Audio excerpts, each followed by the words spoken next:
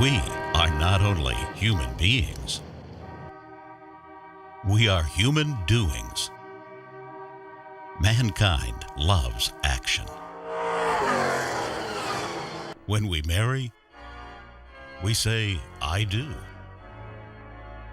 In sports, we say, "Just do it." Even our beverages do the do. But there is no more tragic phrase than, "There's nothing I can do." Not said by a doctor, but when said with soul-searching honesty about ourselves.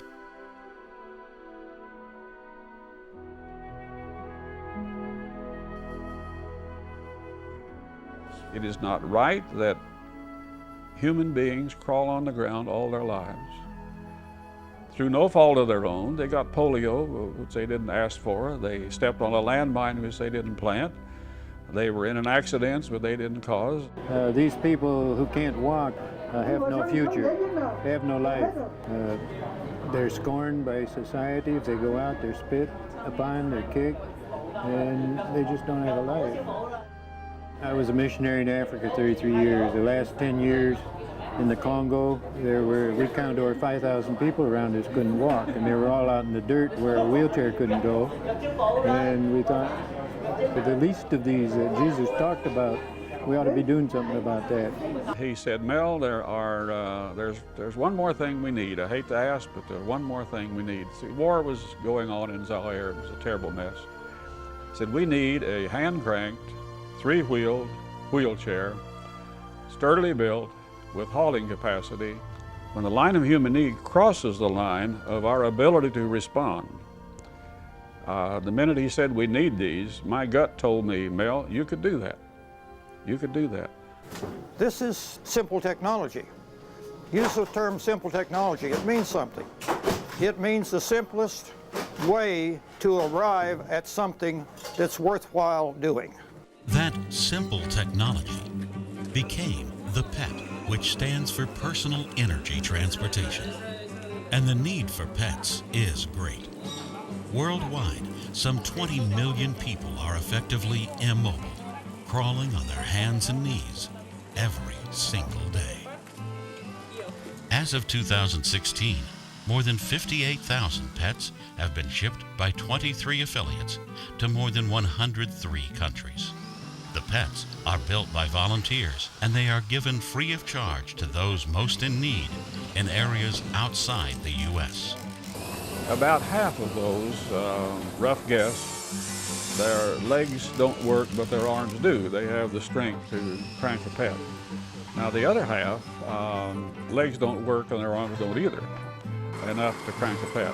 So we have designed and built, and we're shipping around the world what we call a pull pet for them. Our mission, our goal in PET is to provide appropriate, and underline that word appropriate, mobility. So that's why we are not stopping with the crank pet. We go to the pull pet. We have the child-sized pet. And the pet itself, because the bed is made of wood, is very adaptable. So when they get on a pet, they're ready to go. 600 volunteers and many partners, giving the gift of mobility, giving the gift of hope and a future beyond begging. Two gentlemen in these chairs here, we're going to put them in business with an ice chest so they can go out and sell ice cream. From ice cream sales with an ice chest, to shoe shines, to delivery services, PET recipients use their mobility to be productive, to earn a living, to be doers. Nancy Ginch is a volunteer from Boone County, Missouri. This is her second trip in a year to Guatemala. Most of these people at PET Distributions have never seen a doctor, a fact that is not lost on her, since 3 months earlier, Nancy underwent cancer surgery. I told them from the very beginning that they had to get it well and get me fixed so I could come on this trip. I wanted to come back. Not all who need mobility are able to receive a pet right The only away. thing that keeps us now from building more pets is money. Oscar Castillo had to wait 5 years for his pet. He illustrates why not having mobility can be life-threatening. 8 years ago, Castillo climbed a coconut tree for something to eat, but he fell 72 feet. The impact paralyzed him from the waist down. Unable to work, he moved to this homeless camp. Here, people bathe in the same water they wash dishes. Oscar says he spent 5 years here confined to his bed because he could not afford a wheelchair. Bed sores and then infection threatened his I life. think he already dies us because in bed he have injuries and everything in his back. Because in bed he feels so sad, says, because he wants to go outside of the street and everything, but it's impossible for him. Even if Oscar could have afforded an $850 wheelchair, it would have been of no use in his village. In poor countries like Guatemala, sidewalks are scarce and roads rough and rocky, terrain that solid rubber-tired pets can navigate. There's a never-ending number of people that respond to the distributions of wheelchairs and pets, but we know that this is just a fraction. In Honduras alone, if they were to import 200 pets each month, it would take 125 years to get enough for everyone who needs them. That's the scope of the problem that is worldwide. Until I left the borders of the United States, I had no idea how difficult it was in the developing world for those who are in this type of situation. But in these countries, in Honduras and Guatemala, Central America, Africa, and all over the world, there's a great need, and certainly for a small investment, you can make a huge difference in the life of an individual and then ultimately their family and all those around them. An example from the other side of the world is Sovetbek Ordakov. Doctors determined because of collapsing veins that both of his legs would need to be amputated. Afterwards, he did not have enough money to buy a wheelchair. Only recently was he able to lease one, and its tires were in poor condition. This pet vehicle makes it possible for Sovet to work around the house, in the garden, and care for his family. It is easier to ride on the pet wheelchair than on an ordinary wheelchair. Also, this is like an exercise for my arms. Through it, my upper body will be trained physically. Sovet and his family are grateful for his pet. Thank you to all the people who had invented such wheelchair. May God give them good health and good life. Also, I wish to say a word to people with problems like myself. Don't lose courage. Hope for a better future. Try to move forward, and everything will work out well.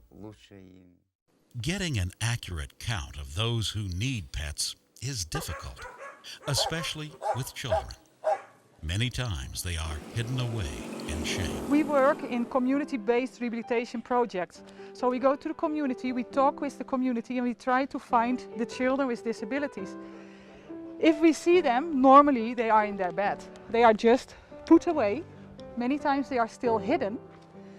That's another kind of mobility problem, let's say, because in the mentality of the people, it's a curse or it's a punishment of God to have a disability. A world away in the Sudan, the story is similar. 9 pet carts were delivered by barge, and little Taban is now able to get around the village. It's just an amazing thing. From being stuck inside a hut, 24/7, he now can bike over to the church, he can bike to the village market, he can bike to school. Well, I think because of my disability and being a wheelchair user, it also shows those individuals what they can do and that they are important. And being able to go up and touch them and look into their eyes and actually give them hope. And that's what we're here providing for them, not just mobility and dignity, but hope. Hope for a better future for them. Again, my perspective of having worked in Vietnam for a while, lived in Malawi, Africa for 2 years with Peace Corps, seen a lot of folks who are disabled, who didn't have the benefit of a pet. And so I have a pretty good feel for how that's impacting their lives. And again, I think there are very few things that we do medically in the third world that are as immediate. You've been crawling on the ground all these years and being carried and drugged and no way to get around. And suddenly somebody brings you a pet, sits you on it, and you go. You know, man, think about that. That's life-changing. They all bless you, you know. I mean, this is probably the most important day in a lot of these people's lives. And they just, you know, they can't thank you enough. And it's just really humbling to be on the end of that, because we have so much. See, if we have the ability to respond, then we have responsibility. Do all the good you can, to all the people you can, wherever you find them, whenever you can, with whatever you have, as long as you live. Values are very important at PET. Values are very important, and that's why we're here. Independence, ability to do. That is the essence of human dignity. From I can do nothing to let me do it. From I don't know what I can do to help to here's what I can do. Those are the definitions of both dignity and compassion. PET answers both those questions. So now, here's what you can do.